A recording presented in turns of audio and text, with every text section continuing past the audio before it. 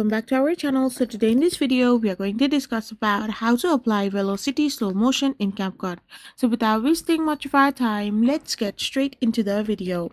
So if you want to apply velocity slow motion in CapCut, then all you gotta do is simply go to CapCut. Once you're in CapCut, you need to simply select a project that is ongoing, or you can select any one of your choice. And now to apply velocity slow motion, you need to select the clip that you have got in your project. Now you need to go in the speed menu and choose the curve. So curve is a pro feature. So if you want to add velocity slow motion, you need to have a pro version of CapCut. Now you can custom graph the speed or have like bullets and stuff like this. So once you have dragged it to the point for slow motion section and up for normal speed, you can create a custom velocity slow motion in your CapCut.